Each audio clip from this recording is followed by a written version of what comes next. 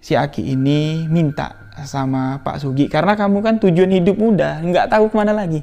Daripada kamu lontang-lantung, nggak tahu, nggak ada harapan, ya lebih baik kamu manfaatkan sisa hidup kamu jadi orang kaya, Sugi. Kamu melakukan ritual pesugihan. Aku kasih jalannya, pasti berhasil, kamu pasti kaya. Kamu tinggal di sini, semua aku fasilitasi.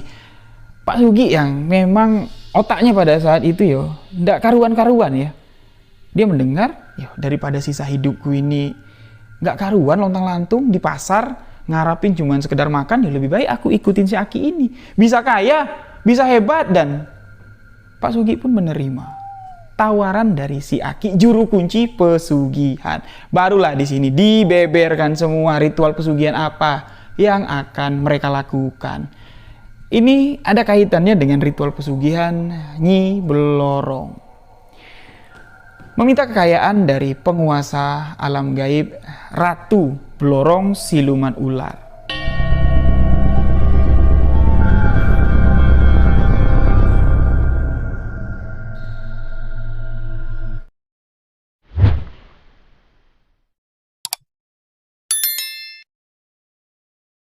Setelah kesepakatan dilakukan antara Pak Sugi dengan si Aki, juru kunci pesugihan, tahap-tahap ritual pesugihan pun dimulai.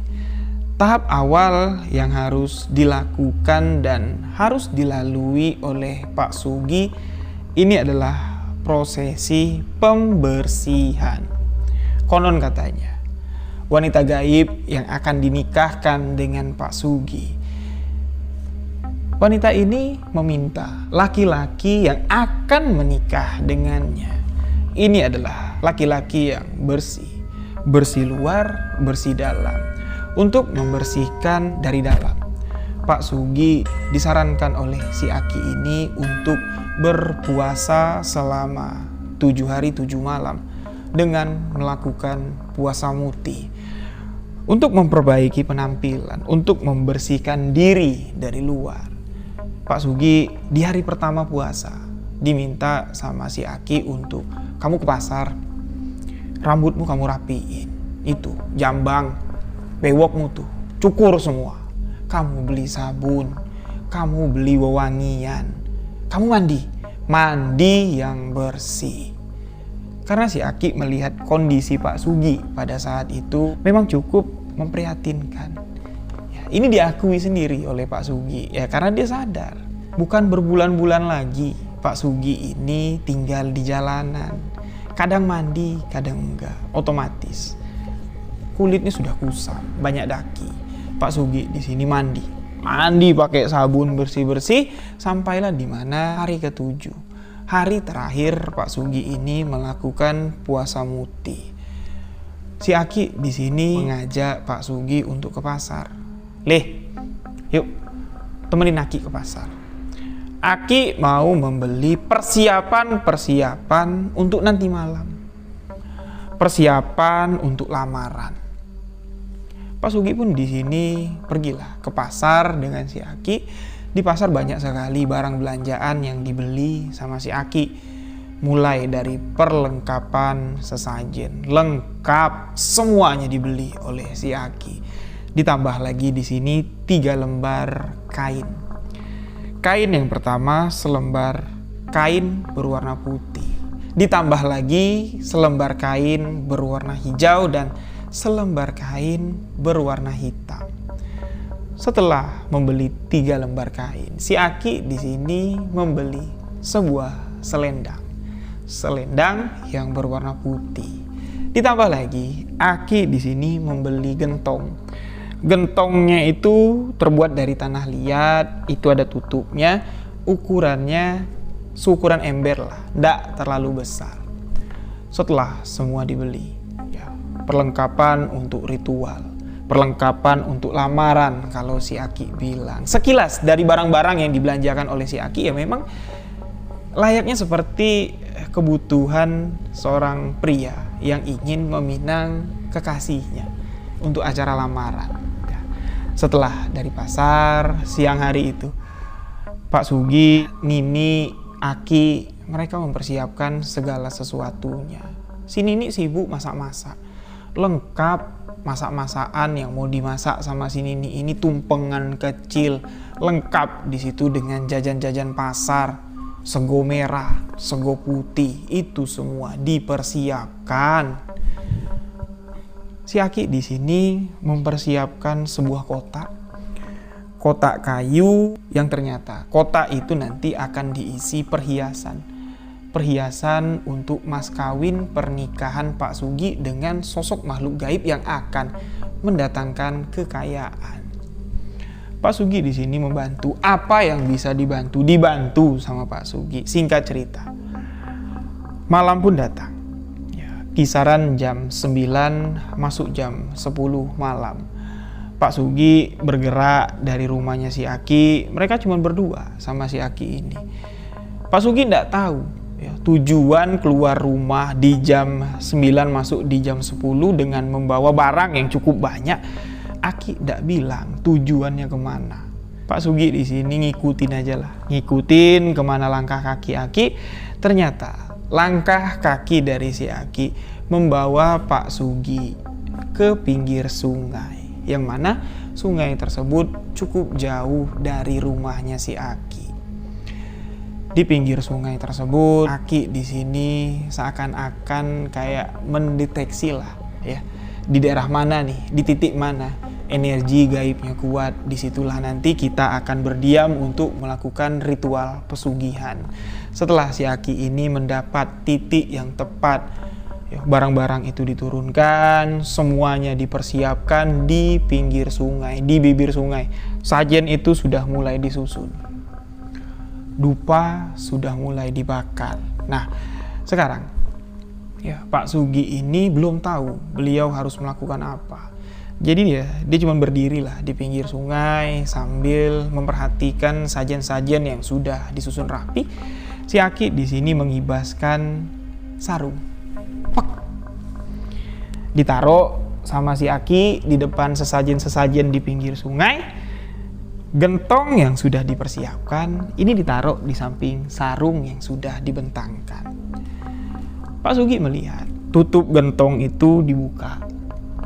Gentong itu diisi dengan kembang setaman, kembang kantil, ditambah lagi dengan pisang-pisangan, berbagai macam jenis pisang masuk ke dalam gentong tersebut. Gentong itu ditutup. Tek. Nah, barulah di sini si Aki ini memanggil Pak Sugi. "Leh, sini.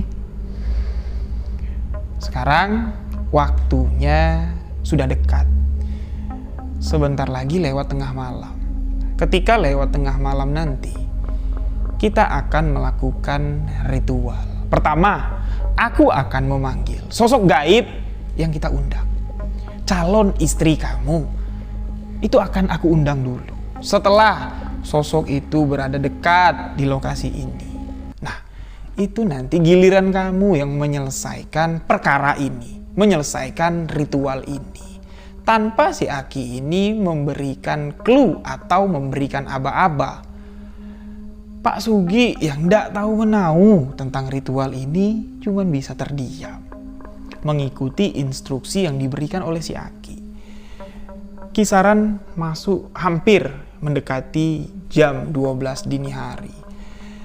Si Aki yang duduk bersila menghadap ke hulu sungai sambil membacakan jampe-jampe. Tiba-tiba berdiri menyuruh Pak Sugi untuk duduk di atas kain sarung yang tadi sudah dibentang.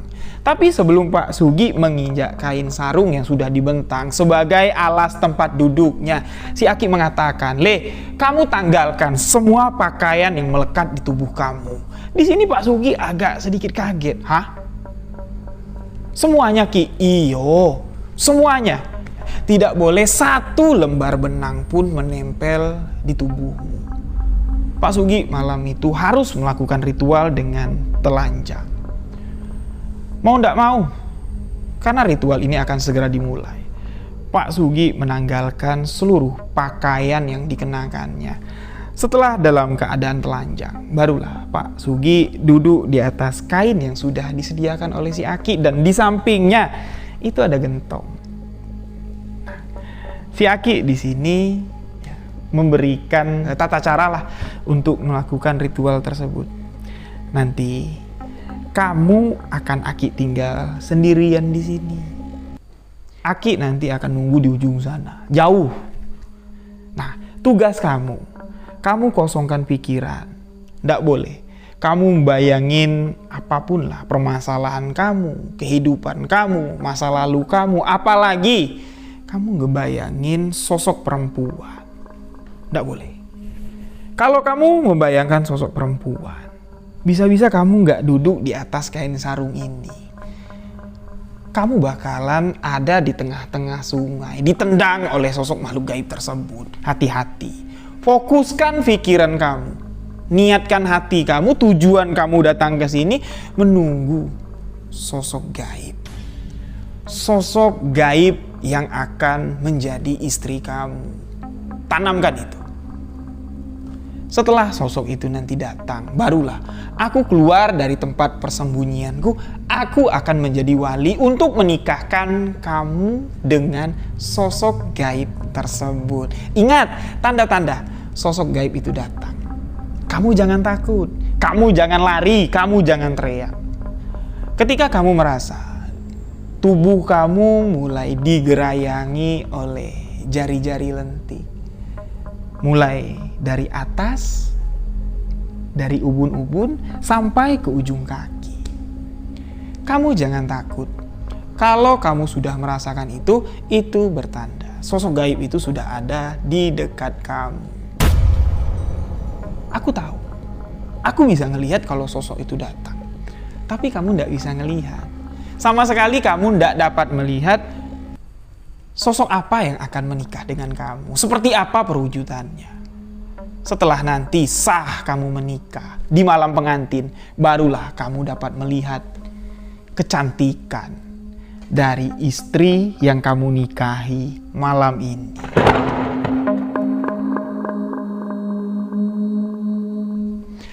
Setelah Pak Sugi ini paham dengan penyampaian si Aki, Aki di sini menyerahkan kotak yang dari siang dipersiapkan. Nih, kamu pegang. Kamu taruh di hadapan kamu. Nanti kalau tangan itu mulai menggerayangi bagian leher kamu, kamu katakan, aku sudah menyiapkan kalung emas untuk kamu kenakan di leher kamu. Kalau sosok itu megang ke tangan kamu bilang, aku sudah menyiapkan gelang emas untuk kamu kenakan. Kotak itu kamu buka. Itulah ya, emas-emas yang ada di dalam kotak itulah yang akan menjadi daya tarik sosok itu mempertimbangkan mau ndak nikah sama kamu. Karena sosok yang akan menikah dengan kamu, inilah yang akan memberikan kamu harta kekayaan nanti. Lebih dari emas yang ada di hadapan kamu, itu yang akan diberikannya nanti. Pahamlah si Pak Sugi ini. Mulailah dengan tubuh tanpa dibaluti selembar benang pun. Pak Sugi mulai mengosongkan pikiran. Dia fokus menatap ke hulu sungai. Si Aki pun mulai meninggalkan lokasi tempat bertapa tadi. Pak Sugi di sini mulai merasakan suasana malam yang cukup mencekam. Di pinggiran sungai, di pinggir hutan, cuman ada Aki dengan si Pak Sugi. Suara-suara hewan jangkrik-jangkrik, suara-suara hewan-hewan malam lah, itu sudah tidak terdengar lagi oleh Pak Sugi. Saking kan Pak Sugi ini benar-benar fokus. Yang dirasakan, yang didengar oleh Pak Sugi cuma satu. Hembusan semilir angin malam yang sesekali membuat bulu tengkuknya merinding. Cuman itu yang beliau rasakan. Sekitar 1 jam lebih Pak Sugi duduk bertapa, berkonsentrasi, mengosongkan pikiran, fokus dengan satu tujuan. Barulah di sini Pak Sugi merasakan reaksi dari apa yang dikatakan oleh si Aki. Dia duduk bersila dengan tubuh yang tegap, dengan tangan yang memegang bagian dengkulnya. Pak Sugi yang sudah dalam keadaan wangi, rambut sudah rapi, merasa kalau dari bagian tengkuk belakangnya ini ada jari-jari kecil yang menggerayangi sampai ke balik telinga. Tangan-tangan itu terus menggelitik dengan hawa yang sangat dingin sekali. Ditambah di sini semilir angin yang tadinya tidak menghantarkan aroma apapun sekarang dari penciuman Pak Sugi pekat sekali aroma wangi sewangi-wanginya. Jari-jari yang terus menggerayangi di bagian leher Pak Sugi sampai di bagian tengkuk belakang sini. Pak Sugi ingat pesan dari si Aki juru kunci pesugihan untuk mengatakan, aku sudah menyediakan kalung emas untuk kamu kenakan di leher kamu. Ketika kalimat itu diucapkan, sosok itu berpindah. Tangannya terus menggerayangi sampai ke bagian pergelangan tangan. Ketika sampai di bagian pergelangan tangan, Pak Sugi mengatakan, aku sudah menyediakan gelang emas untuk kamu kenakan di tangan. Sosok itu mulai main ke dada, mulai ke pinggang, mohon maaf sebelumnya, sampai ke alat vital dari Pak Sugi, sampai ke ujung kaki dari Pak Sugi. Digerayangi oleh sosok yang tidak terlihat ini. Seketika di sini tiba-tiba si Aki tadi sudah datang, sudah ada berdiri di belakang Pak Sugi. Pak Sugi kaget, tiba-tiba si Aki tadi nutup kepala Pak Sugi dengan selendang yang berwarna putih. Dan Aki ini langsung lari di hadapan Pak Sugi, langsung mengucapkan ijab kabul. Aku nikahkan, ya kayak gitulah bahasanya. Dan si Aki mengatakan, sah, malam ini Le, kamu sudah jadi suami orang. Pak Sugi di sini ya awalnya ketika mendengar sah, malam ini kamu sudah menjadi suami orang, hatinya gemetar. Ya karena dia tidak tahu istri yang dinikahinya ini wujudnya seperti apa. Ya amit-amit lah, makhluk gaib, tahu sendirilah. Tidak ada yang menggambarkan makhluk gaib itu cantik. Pasti mengerikan. Itu yang ada di benak Pak Sugi. Nah, setelah ritual pernikahan ini sah, kata si Aki. Aki mengatakan, istrimu sekarang ada di samping kamu, Le. Tapi kamu belum bisa melihat sosok perwujudan dari istrimu yang cantik ini. Nanti 1 bulan ke depan, tepatnya di malam pernikahan ini, barulah kamu akan bertemu dengan istri kamu di kamar pengantin. Kamar pengantin yang dikatakan oleh si Aki ya adalah sebuah kamar nanti yang akan disiapkan oleh Pak Sugi untuk melakukan ritual pesugihan. Di kamar itulah nanti harta kekayaan yang didambakan, harta kekayaan yang dicari Pak Sugi ini itu keluarnya dari sana. Nah, setelah semua prosesi selesai dilakukan, Pak Sugi yang masih dalam keadaan telanjang ini disuruh melarung semua sesaji-sesaji yang ada di bibiran sungai.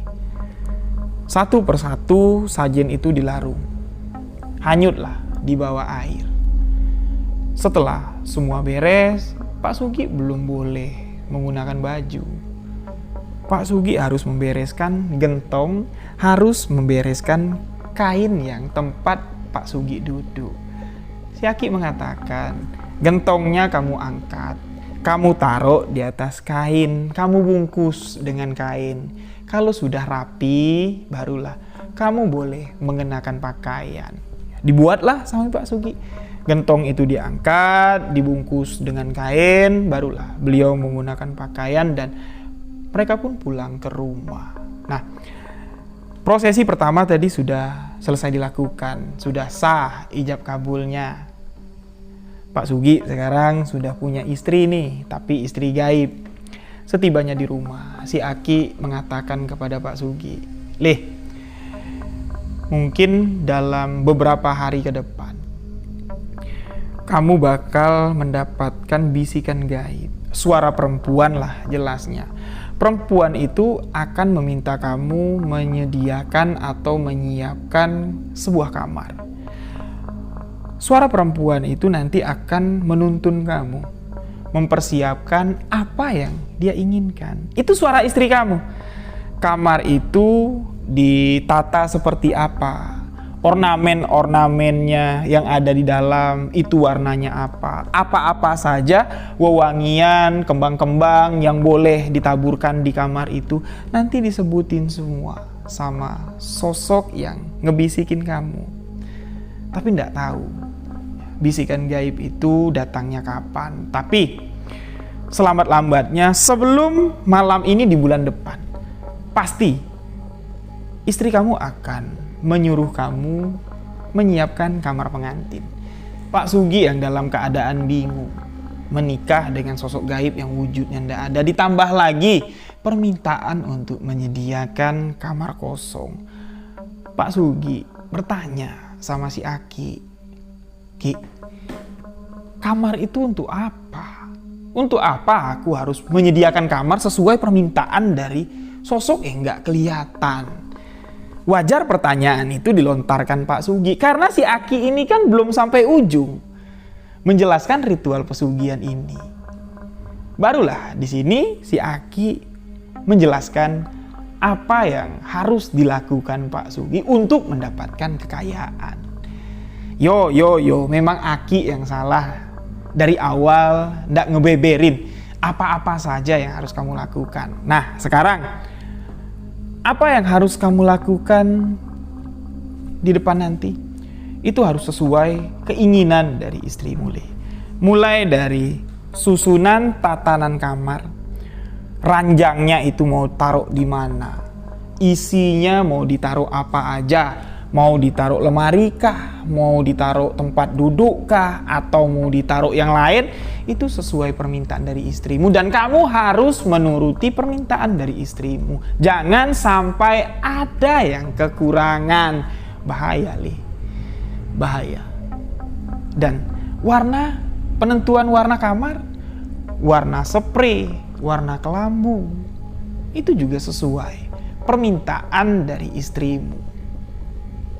Wewangian, kembang setaman yang harus kamu siapkan, itu juga sesuai permintaan dari istrimu. Dan kamar itu disediakan itu untuk malam pengantin baru kamu. Kamu kan sudah menikah. Setelah orang menikah, kemana hayo? Pasti ke kamar pengantin. Ya itu yang harus kalian lakukan. Yo, nggak mungkin lah Aki bilang apa yang dilakukan di kamar pengantin. Kamu sudah pernah menikah, kamu pasti tahu, ya itulah yang akan kamu lakukan. Setelah kamu melakukan ritual hubungan suami istri, disitulah kamu akan mendapatkan harta kekayaan kontan, tunai. Di malam itulah kehidupanmu akan berubah dalam satu malam. Jujur, Pak Sugi pada saat selesai melakukan ritual pernikahan gaib ini, Pak Sugi ini penuh dengan tanda tanya. Karena apa-apa yang disiapkan oleh si Aki ini, Pak Sugi cuman disuruh memperhatikan. Kalau diminta tolong, baru tolong. Tanpa ada penjelasan yang rinci apa yang akan kamu lakukan sama aku. Di awal tadi cuman bilang untuk melakukan ritual pesugihan, tapi step-stepnya apa-apa saja yang harus dilakukan tidak dijelaskan. Sampai sekarang masuk ke permasalahan kamar mengamar. Pak Sugi pun di sini bertanya, "Ki, boleh saya nanya, apalagi yang harus saya lakukan untuk melancarkan, untuk menjalankan ritual ini?" Si Aki di sini malah ketawa dan Aki minta maaf sama Pak Sugi. Iyo maaf. Memang dari awal Aki tidak menjelaskan secara detail apa-apa saja yang harus kamu lakukan, apa yang akan kamu dapat, dan apa yang harus kamu patuhi. Karena kalau Aki bilang dari awal, Aki jelaskan secara gamblang dari awal, pasti Aki pastikan kamu akan mundur dari ritual pesugihan ini. Seperti calon-calon pelaku pesugihan yang datang ke tempat Aki. Semangat datangnya semangat 45. Ketika mendengar syarat, ritual, peraturan, aturan, mereka semuanya mundur. Di sini Pak Sugi baru mendengar penjelasan yang rinci tentang apa yang telah dilakukan Pak Sugi.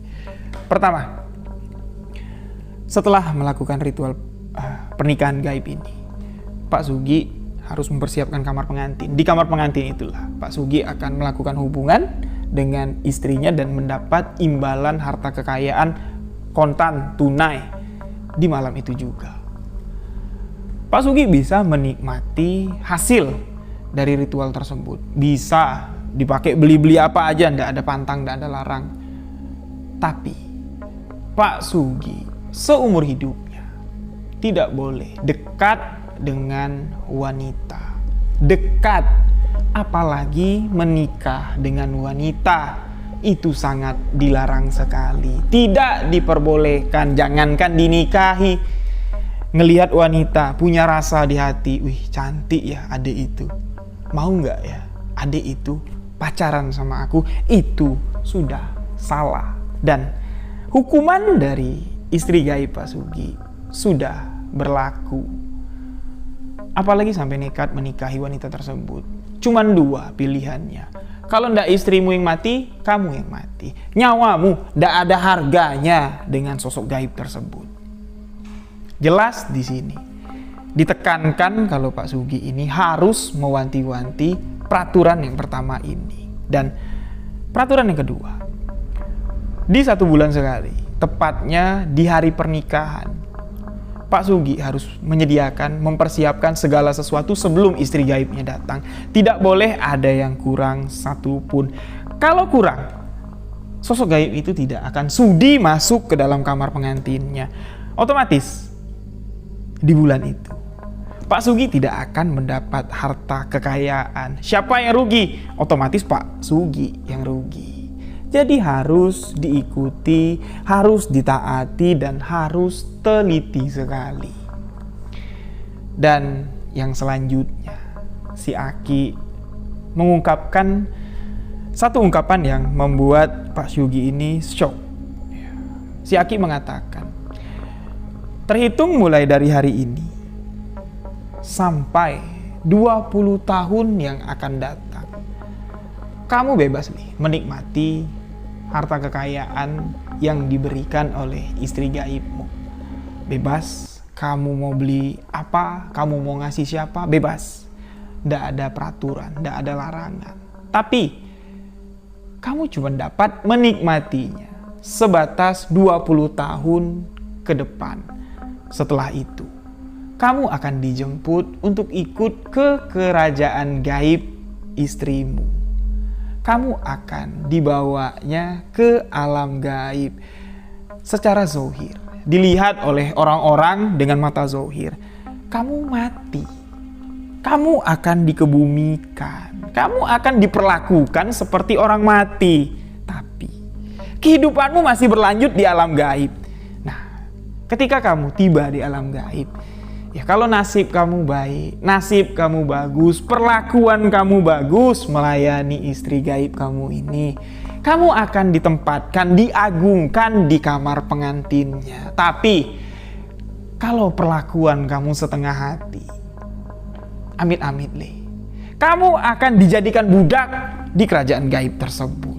Dan yang harus kamu tahu, istri yang kamu nikahi secara gaib itu siapa? Itu adalah Nyi Blorong, sosok siluman ular, sosok penguasa alam gaib. Sekarang kamu sudah menjadi suami dari Nyi Blorong. Mendengar apa yang diucapkan Aki di sini, yang tadinya hati dari Pak Sugi ini ya udah jedak-jeduk ya, udah nggak karuan. Tambah lagi menyebut nama Nyi Blorong.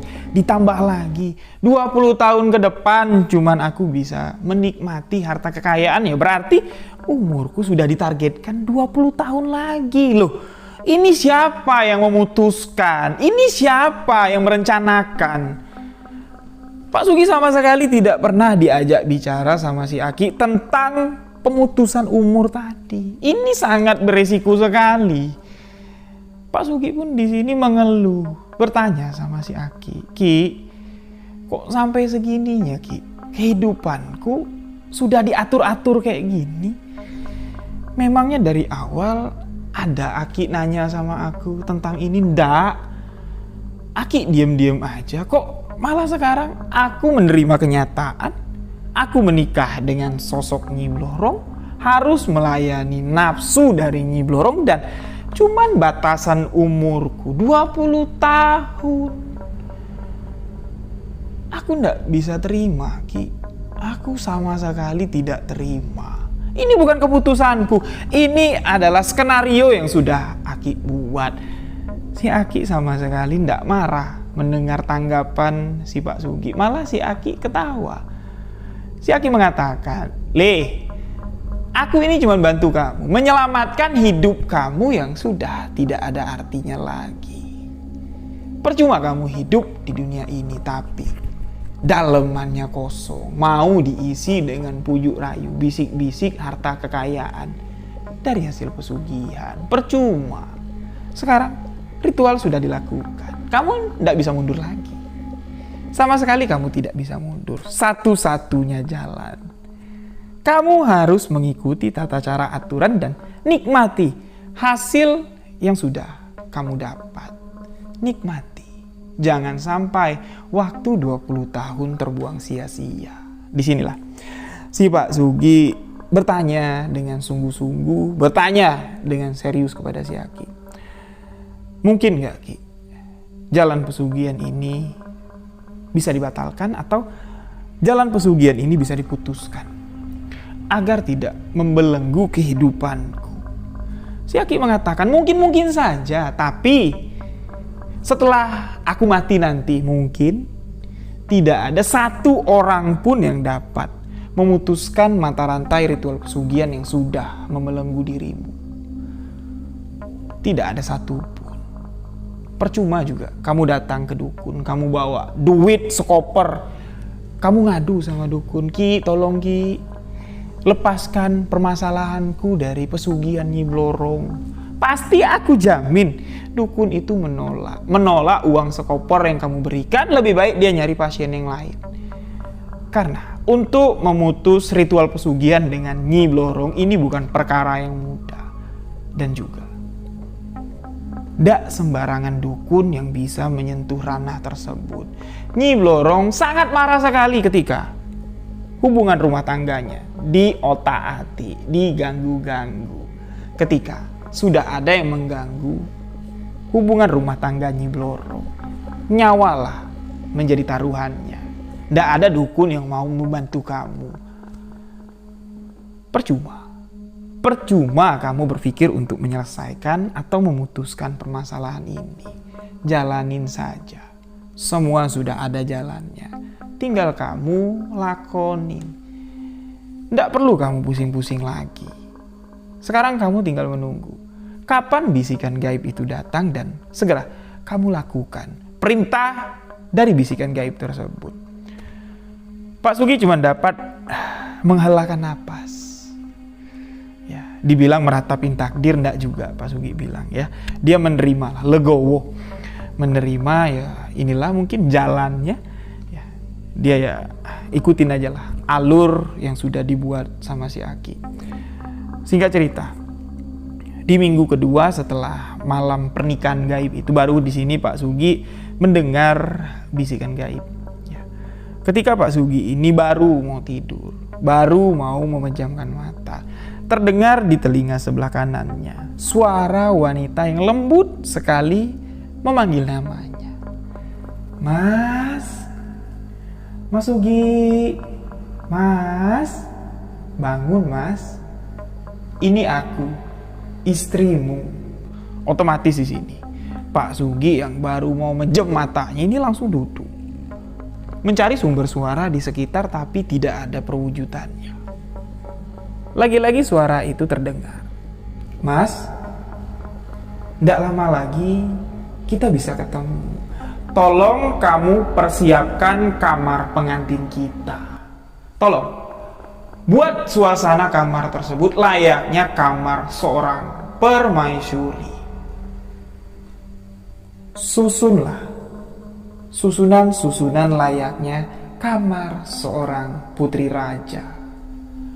Yang aku mau, seluruh apa yang ada di dalam kamar itu berwarna putih, termasuk wewangian bunga setaman yang ada di tempat tidur yang kamu taburkan di tempat tidur kita. Aku minta ditaburi kembang melati. Ingat yo mas, ingat, aku akan datang. Setelah mengatakan itu, suara itu tidak terdengar lagi, menghilang begitu saja. Otomatis di sini Pak Sugi tidak jadi tidur. Dia ngetok-ngetok kamar si Aki. Ki, bangun Ki, bangun Ki. Aki keluar. Kenapa Le? Aku dengar bisikan gaib. Loh, apa katanya? Apa katanya? Diceritain lah. Dia minta kamar itu ya, istilahnya ditata lah, layaknya kamar permaisuri, kamar anak raja. Semuanya warnanya putih, termasuk kembang yang ada di tempat tidur. Itu kembang melati yang warna putih. Yo, besok kamu bikin. Besok Aki temenin belanja.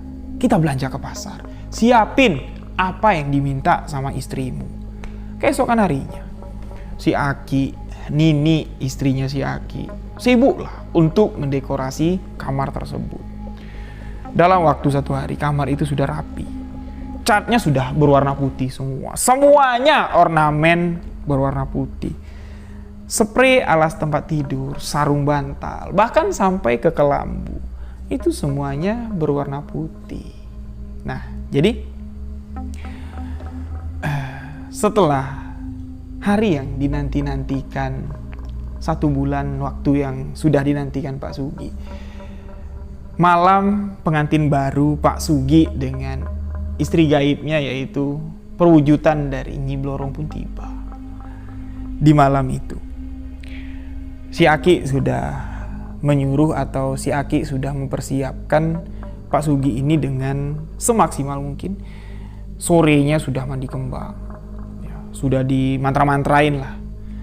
Pak Sugi pun disuruh masuk kamar. Masuk kamar kamu. Kamu siapin apa yang seharusnya kamu siapin. Dupa jangan sampai mati. Dibakar terus. Dan ingat yo, kamu nggak boleh pakai baju. Kamu cuman boleh pakai selendang, bekas selendang akad nikahmu. Itulah yang cuman digunakan Pak Sugi untuk menutupi auratnya. Sedangkan bagian pinggang ke atas itu bertelanjang dada. Pak Sugi di sini mengingat, dari jam 9 malam Pak Sugi sudah duduk bersemedi di atas kain sarung, yang mana kain sarung itu digunakan ketika ritual nikah. Kain sarung itu ya, ditaruh di kamar. Pak Sugi duduk lagi di situ dengan bersila. Di sampingnya itu ada gentong. Pak Sugi di sini melihat kalau gentong bekas untuk acara nikahan gaibnya ini kemarin kan itu dipenuhi dengan kembang-kembang, dengan pisang-pisangan. Karena waktu 1 bulan sudah berlalu, otomatis yang ada di dalam itu kan tinggal bekas-bekasnya saja, yang kering-keringnya. Nah, itu ditaruh di samping. Pak Sugi mulai duduk. Suasana malam itu sangat berbeda sekali dengan malam-malam biasanya. Biasanya di jam 9 masuk jam 10 itu masih terdengar lah ya suara orang lewat, suara tetangga yang sedang ngobrol. Tapi di malam itu sama sekali tidak ada suara yang terdengar, hening sening-heningnya. Bahkan suara jangkrik pun tidak terdengar. Yang didengar oleh Pak Sugi cuman semilir angin yang bertiup di malam itu. Dari jam 9 beliau sudah fokus memusatkan pikiran dan tibalah di mana pergantian malam tiba. Lewat dari jam 12 malam itu adalah pergantian waktu. Yang mana menurut kepercayaan orang-orang yang mendalami ilmu mistis gaib, ilmu kebatinan, di jam 12 malam tabir alam ini terbuka. Istilahnya pintu gerbang dari alam gaib itu bisa masuk ke dunia kita di jam 12 malam. Lewat dari jam 12 malam, hampir mendekati jam 1 dini hari, di sunyinya malam pada malam itu, Pak Sugi mendengar suara ketukan di pintu kamarnya.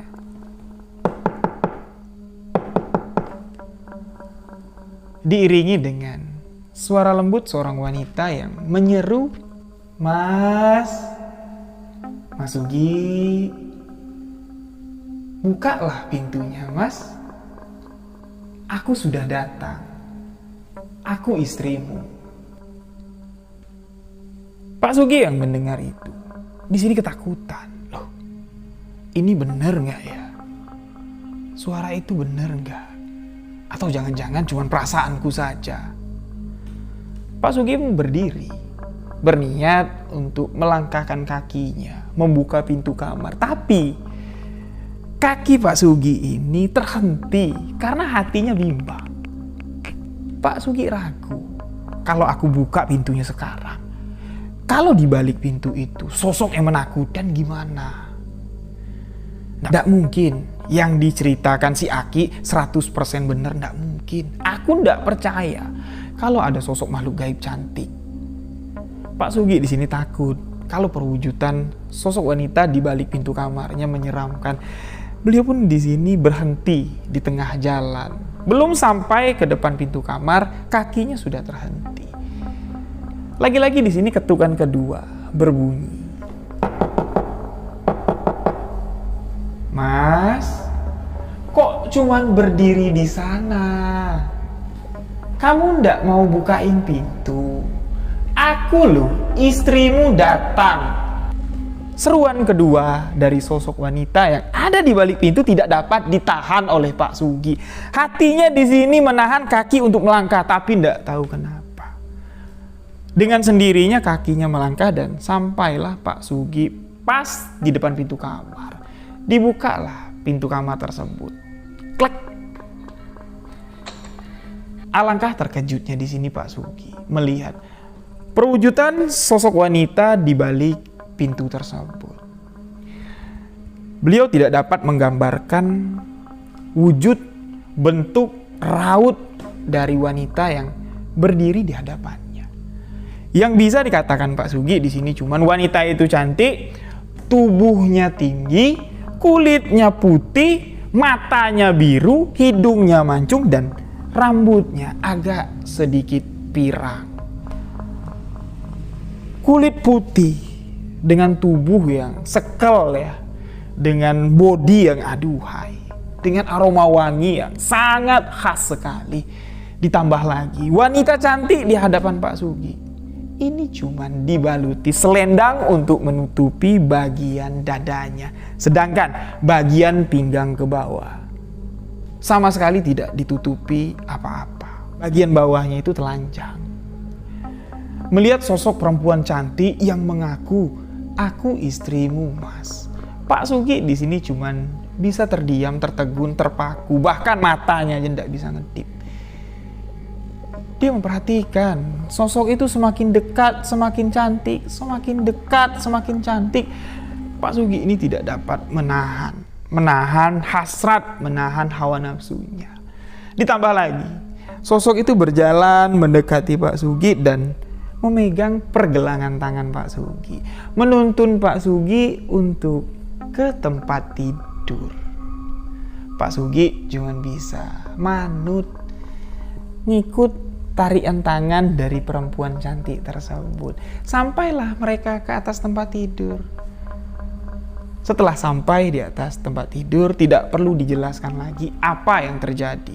Pak Sugi di sini melakukan hubungan intim dengan sosok gaib Nyi Blorong dengan perwujudan wanita cantik, sangat cantik menurut pengakuan dari Pak Sugi. Setelah melakukan hubungan intim tersebut, Pak Sugi di sini mengatakan, saya ini sudah menikah, sudah punya anak malah. Sudah banyak wanita yang saya tiduri selain istri saya. Tapi baru inilah, di malam itulah, Pak Sugi merasakan sesuatu yang sangat berbeda sekali. Kenikmatan yang belum pernah dirasakan Pak Sugih. Beliau merasa waktu pada malam itu berlalu sangat cepat sekali. Nafsu yang bergelora, ditambah lagi ya wanita yang sangat cantik yang melayani Pak Sugih. Ini membuat suasana yang ada di sekitaran tempat ritual pesugihan itu seakan-akan semuanya kosong. Setelah semua itu terjadi, Nyi Blorong, istri dari Pak Sugih dengan perwujudan wanita cantik, di sini menyuruh Pak Sugih untuk membuka gentong. Mas, coba kamu buka gentong yang ada di sana. Kamu lihat, di dalam gentong itu isinya apa? Pak Sugih di sini manut-manut aja, menuruti perintah dari Nyi Blorong, turun dari ranjang, mendekati gentong, duduk di atas sarung yang dibentang. Ketika tutup gentong itu dibuka, Pak Sugih melihat bekas kembang setaman yang kering yang tadinya berwarna hitam, kok sekarang tiba-tiba berubah menjadi mengkilau, kuning mengkilau, dan itu emas.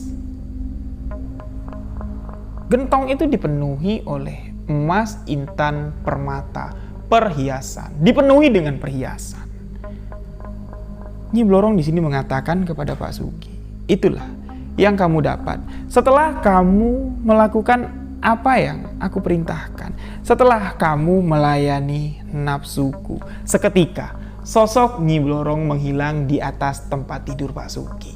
Di sini menghilangnya sosok wanita cantik Nyi Blorong di atas tempat tidur Pak Sugih secara misterius itu sebenarnya tidak jadi pikiran Pak Sugih.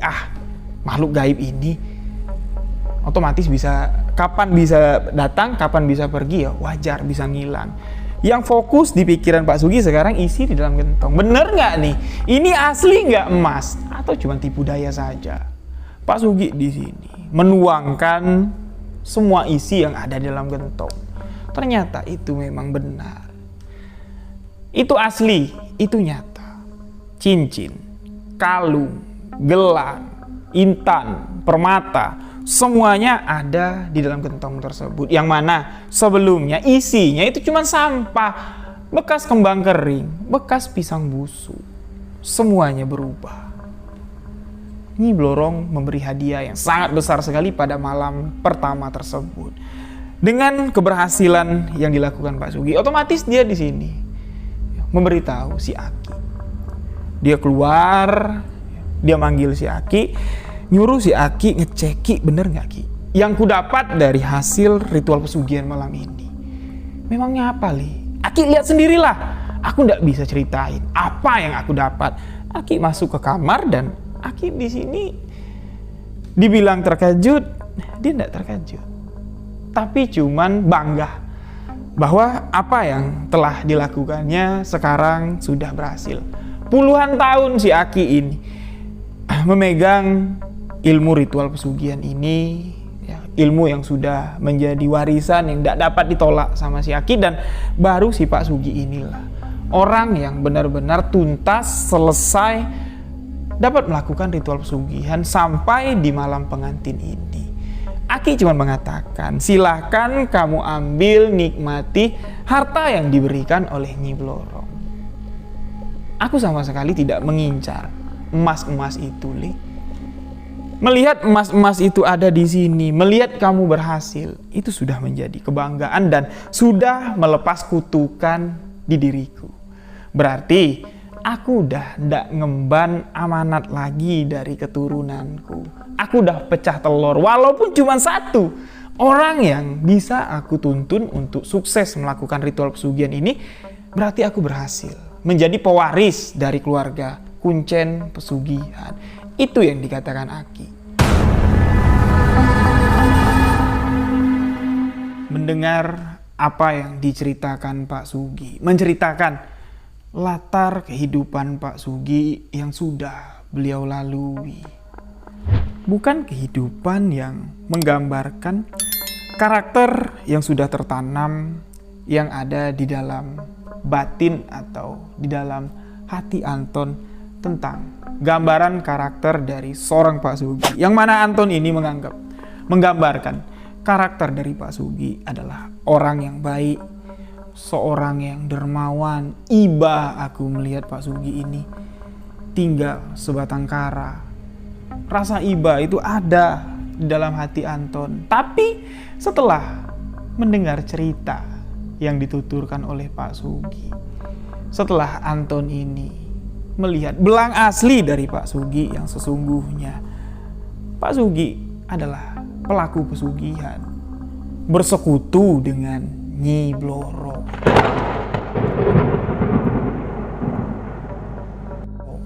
Melakukan ritual sesat untuk mendapatkan kekayaan. Sontak di sini, karakter itu hancur. Yang ada di pikiran Anton sekarang, sosok Pak Sugi yang duduk di hadapannya itu terlihat sosok yang sangat mengerikan sekali. Rasa yang dirasakan Anton di dalam hatinya di sini bercampur aduk. Marah mengetahui Pak Sugi ternyata orang jahat yang selama ini dia anggap baik. Takut mendengar cerita-cerita mistis yang disampaikan Pak Sugi, kejadian-kejadian yang tidak masuk akal. Takut Anton di sini, dan jelas di sini Anton marah kepada Pak Sugi. Kenapa sampai memilih jalan ini untuk melakukan pesugihan? Kenapa? Tapi kemarahan, kebencian, ketakutan yang dirasakan oleh Anton ini cuma seketika menghampiri batinnya. Ketika Pak Sugi yang masih gagah di hadapan Pak Anton duduk menatap Anton, seketika langsung berubah, karakter wajahnya langsung berubah, nunduk seakan-akan malu dengan keadaan yang sudah diceritakannya kepada Anton. Di sini diiringi isak tangis, diiringi air mata yang mulai bercucuran. Air mata yang selama ini sudah terpendam di dalam batin Pak Sugi. Air mata kesedihan mulai bercucuran. Isak tangis diiringi dengan satu pertanyaan untuk Anton yang ada di hadapannya. Ton, jadi kamu menganggap aku sekarang ini gimana, Ton? Aku sekarang gimana, Ton? Pak Sugi di sini menanyakan tentang dirinya, menanyakan aku ini gimana. Seakan-akan Pak Sugi ini kehilangan arah. Seakan-akan Pak Sugi ini tidak tahu lagi lah ke depan apa yang akan terjadi, apa yang akan dia lakukan. Penuh dengan kebimbangan. Anton pun di sini tidak dapat menjawab. Dia cuma diam seribu bahasa. Air mata terus berlinangan. Anton yang tadinya masih diam membisu karena masih seakan-akan untuk apa juga lah aku kasih solusi sama orang kayak gini. Keras hati Anton ingin meninggalkan tempat itu saat itu juga. Tapi kerasnya hati Anton di sini seketika langsung lunak, dibasuh, disapu air mata yang keluar dari sanubari Pak Sugi. Air mata kesedihan yang sudah lama beliau pendam. Seketika di sini Anton ikut merasakan kesedihan. Melihat air mata yang bercucuran, seakan-akan hati Anton ini ikut tersayat dan beliau pun ikut meneteskan air mata. Tidak banyak yang dapat dijawab oleh Anton dari pertanyaan yang dilontarkan oleh Pak Sugi.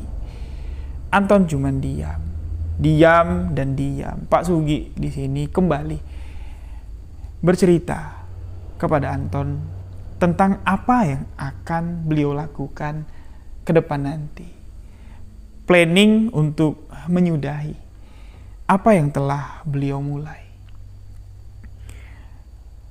Jujur, Ton, sekarang apa yang aku miliki itu sudah tidak ada artinya lagi.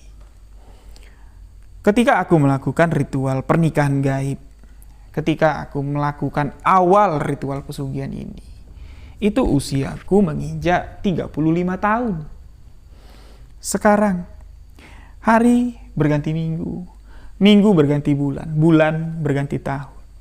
Sama sekali waktu tidak terasa. Malam ini kita duduk. Aku untuk menunggu terbitnya matahari di esok hari. Itu bukan senang. Aku takut. Semakin waktu berlalu, aku semakin takut. Takut, Ton. Karena ajalku sudah ditentukan.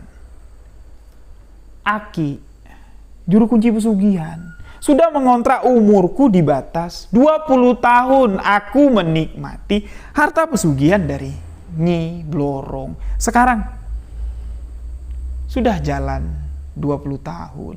5 tahun lagi ajal sudah pasti akan menjemputku. Bukan ajal yang ditetapkan oleh Yang Maha Kuasa, tapi ajal yang ditetapkan oleh Nyi Blorong. Itu yang membuat aku sedih. Ditambah lagi, dengan kekayaan yang aku miliki, kamu bisa lihat, aku tinggal sebatang kara. Aku tidak bisa menikah. Jangankan menikah, tonton. Untuk merasa kagum, merasa suka naksir dengan seorang wanita, itu berakibat sangat fatal sekali. Dulu, awal-awal toko ini dibuka, dulu ada salah satu karyawan muda, baru tamat SMA. Ya memang jujur, dari hari pertama dia kerja di sini, aku melihat agak sedikit berbeda dengan karyawan-karyawan yang lain. Selain dari parasnya yang cantik, tutur bahasanya yang lemah lembut, sopan, di balik itu aku menyimpan rasa yang lebih. Apa yang terjadi? Aku telah melanggar satu peraturan dari Nyi Blorong. Wanita yang belum sempat aku mengungkapkan cinta kepadanya, ini langsung mendapat hukuman dari Nyi Blorong. Hari demi hari dia kerja di sini. Tapi semakin hari dia kerja di sini, hari-hari dia kerja di sini itu terlihat wajahnya semakin pucat. Terlihat kondisi kesehatannya semakin menurun. Sampai di mana wanita itu terbaring di rumah sakit dengan kondisi yang cukup memprihatinkan. Tidak tahu penyakitnya apa. Kondisinya tiba-tiba drop. Dokter mengatakan seperti kena kekurangan darah. Itulah ya, akibat dari perasaanku yang berlebihan kepada seorang wanita. Nyi Blorong langsung menghukum wanita yang aku taksir. Semenjak hari itu, aku sudah tidak pernah lagi menaruh perasaan kepada wanita. Aku tidak mau lagi ada wanita-wanita lain yang menjadi korban kekejaman Nyi Blorong. Biarlah aku saja yang merasakan hukuman yang sepatutnya aku dapat. Seimbang, setimpal dengan kekayaan yang sudah diberikan Nyi Blorong.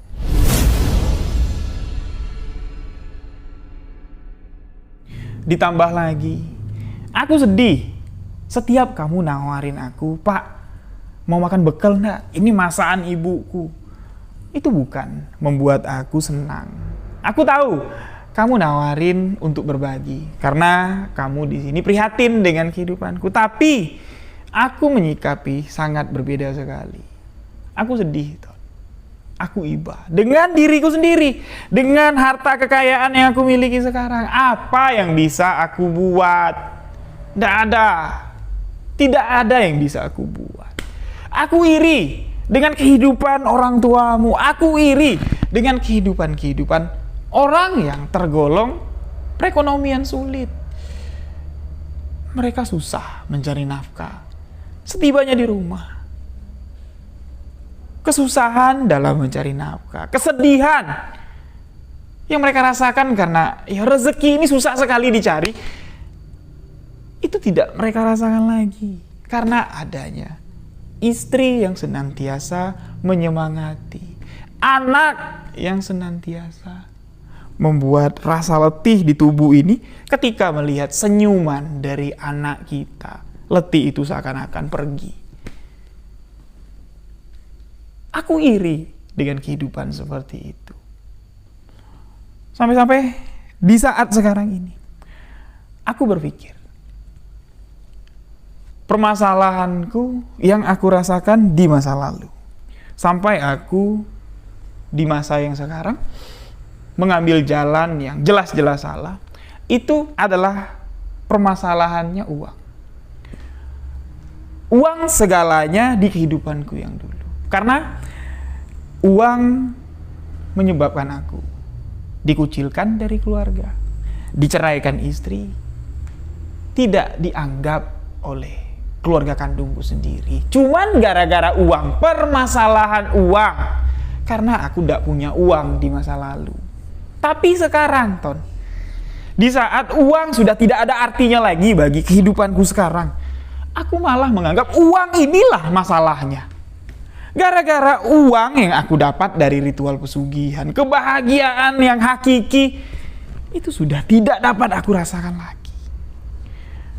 Penderitaan yang dibalut dengan gelimang harta pesugihan, itulah yang aku rasakan. Mungkin orang-orang melihat aku hebat, aku sukses, aku kaya, tapi aku menangis di dalam hati. Aku berpikir keras bagaimana ketika hari yang sudah ditentukan nanti tiba. Apa hukumku di dunia ini? Apa? Memang terlambat untuk aku sadar. Kalau memang bisa perjalanan ritual pesugihan ini dihentikan, aku rela, aku ikhlas, seluruh apa yang aku miliki dari hasil ritual pesugihan ini diambil, hilang, bless. Aku ndak peduli. Aku mau hidup jadi gelandangan lagi di pasar, aku ndak peduli. Walaupun aku udah nggak kuat lagi jadi kuli panggul, setidaknya aku tidak terbeban dengan harta Nyi Blorong yang sewaktu-waktu. Harta inilah yang akan menguburku. Mengubur dalam kemurtatan. Menarik ya. Pak Sugi yang sudah larut dalam pesugihan, yang sudah menikmati hasil pesugihan ini, di titik balik hidupnya dia sadar apa yang dilakukannya salah dan dia murtad, menduakan Tuhan, memuja Nyi Blorong, meminta rezeki dari sosok perempuan siluman ular. Tapi di sini Anton sama sekali tidak dapat banyak memberikan solusi atas permasalahan dari Pak Sugi. Karena Anton tidak mau nanti gara-gara saran yang Anton berikan fatal untuk kehidupan dari Pak Sugi. Karena banyak sekali peraturan-peraturan yang tidak boleh dilanggar dalam melakukan ritual pesugihan Nyi Blorong ini. Anton yang dari tadi menyaring cerita yang diceritakan Pak Sugi dari awal ritual pesugihan itu dilakukan. Sampai sekarang Pak Sugi menyesal dengan apa yang telah dilakukan. Sekarang Anton tidak banyak komentar lagi. Cuman satu yang diucapkan Anton sebagai jawaban dari keluh kesah pertanyaan dari Pak Sugi.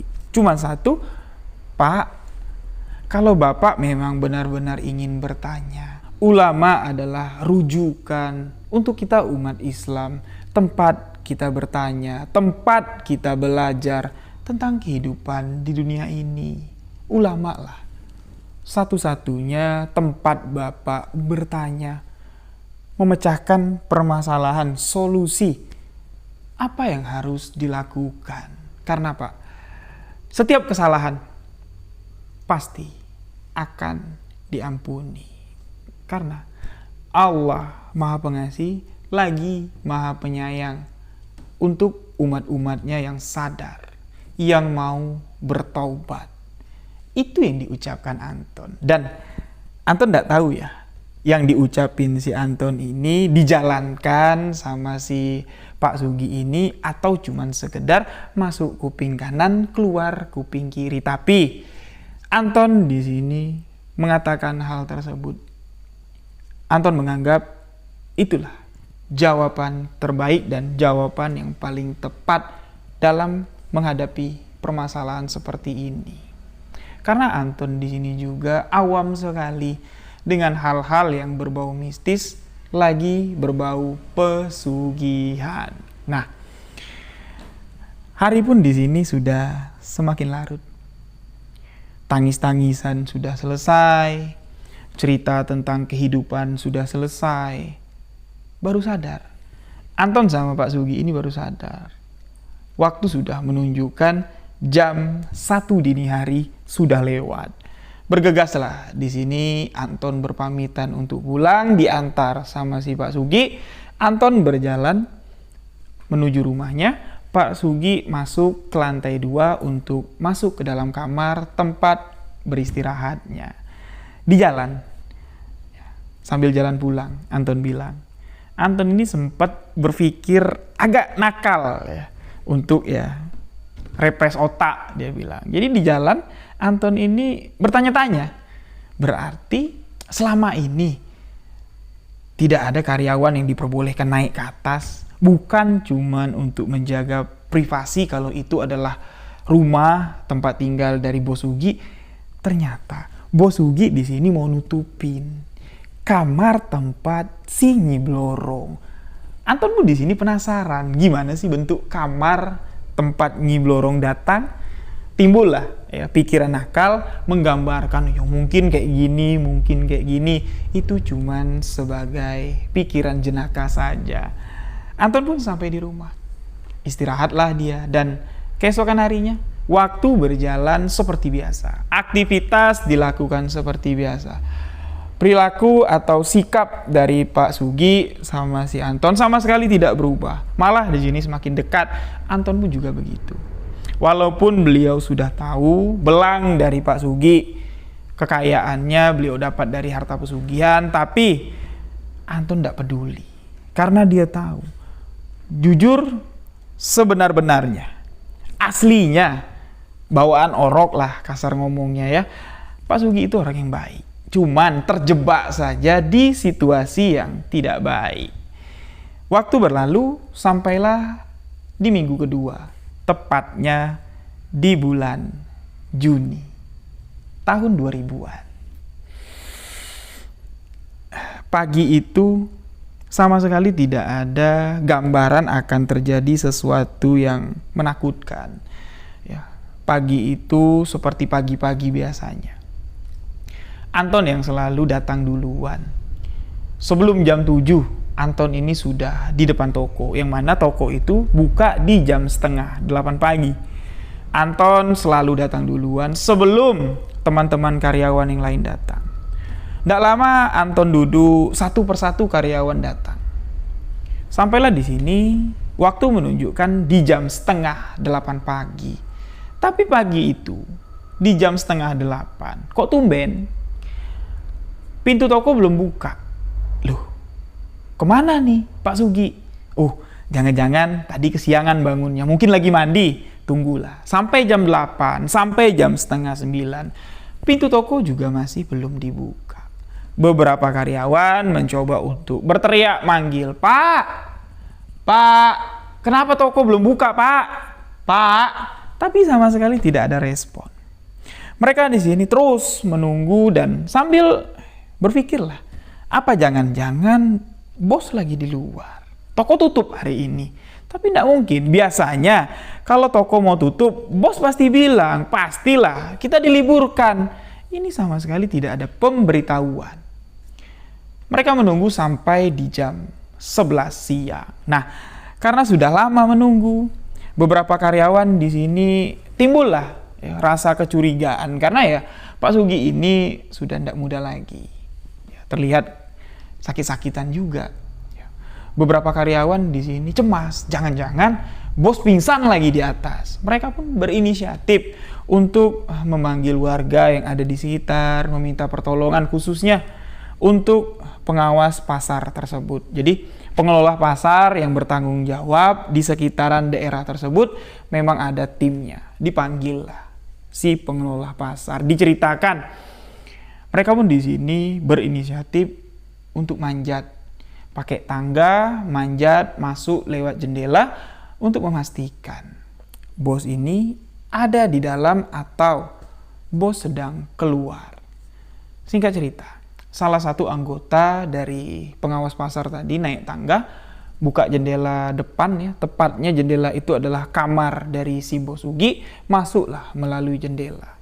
Setelah masuk, sama sekali tidak ada aba-aba atau tidak ada kode terjadi sesuatu. Tidak lama kemudian terdengar suara teriakan, "Tolong! Woi, tolong woi! Tolong! Bos Ugi meninggal."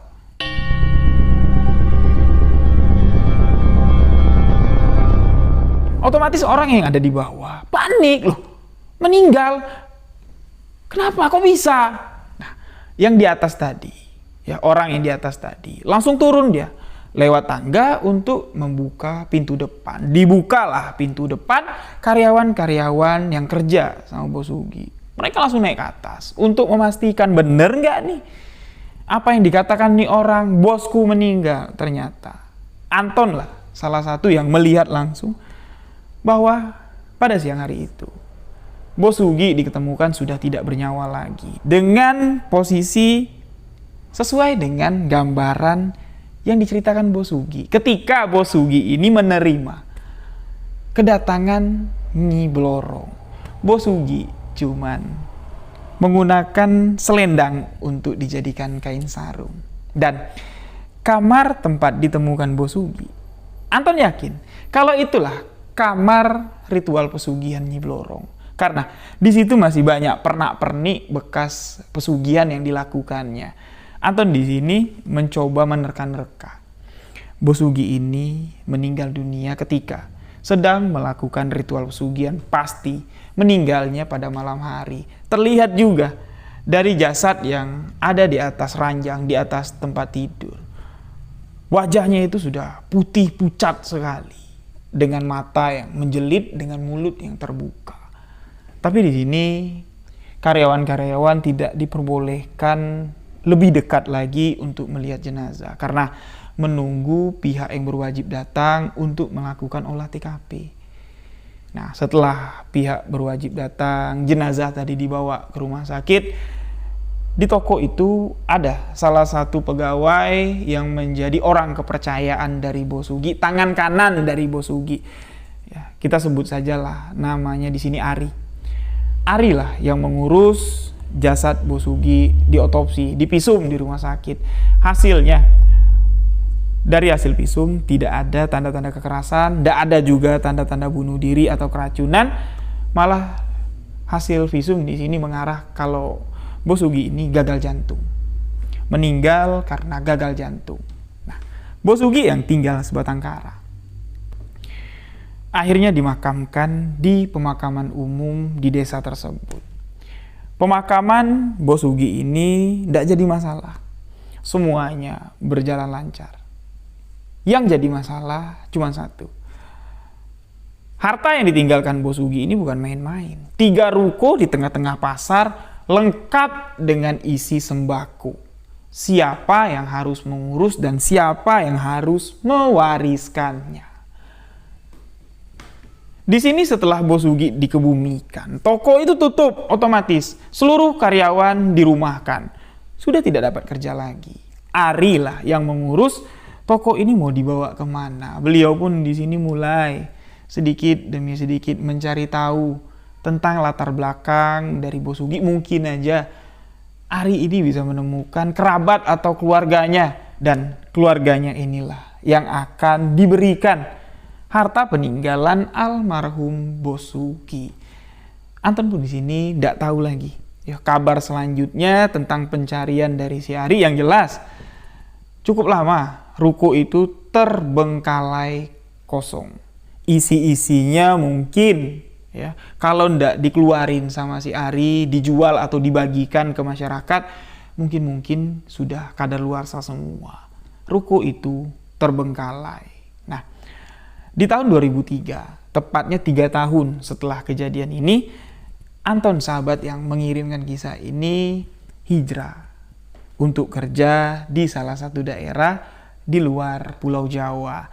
Semenjak tahun 2003, beliau tidak pernah lagi mendengar isu atau cerita-cerita yang menceritakan harta warisan dari Bos Ugi. Nah, itulah sebuah kisah misteri yang sangat amat menarik sekali. Merupakan pengalaman dari seorang karyawan yang dekat dengan bos, dan si bos ini pelaku ritual pesugihan. Cukup miris apa yang terjadi di kehidupan Bos Sugi. Banyak sekali sahabat-sahabat hikmah pelajaran yang dapat kita ambil dari perjalanan hidup Bos Sugi. Satu kutipan yang masih melekat di ingatan saya, uang itu bukan segalanya. Ketika kita tidak punya uang, bukan berarti kehidupan kita sudah berakhir. Dan jangan salah, orang yang bergelimang harta, mereka rindu akan kehidupan yang sebenarnya. Jadi syukuri apa yang diberikan oleh Allah Subhanahu wa taala. Mungkin hari ini kita belum dikasih lebih, esok lusa tidak ada yang tahu seberapa besar Allah akan memberikan rezeki. Asalkan niat, doa dilantari dengan usaha, insya Allah pintu rezeki yang Allah berikan untuk kita ini tidak main-main. Banyak pelajaran dalam kisah ini. Bukan jalan pesugihannya yang kita ambil, tapi perjalanan hidupnya. Nah, jadi itulah sebuah kisah misteri kali ini. Mohon maaf jika ada salah-salah kata, salah ucap dalam penyampaian kisah ini.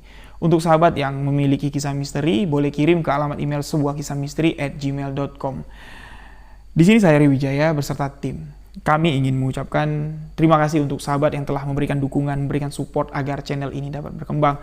Untuk sahabat yang baru bergabung, jangan lupa untuk mengklik tombol subscribe, aktifkan notifikasi loncengnya agar tidak ketinggalan video-video sebuah kisah misteri selanjutnya. Follow akun Instagram saya di rio.wijaya91, akun Instagram official di sebuah kisah misteri official, dan follow akun TikTok kami di sebuah kisah misteri. Saya Rio Wijaya ucapkan wabillahi taufik wal hidayah. Wassalamualaikum warahmatullahi wabarakatuh. Lebih baik menceritakan sebuah kisah misteri daripada menyembunyikan fakta di balik sebuah realita. Wassalam.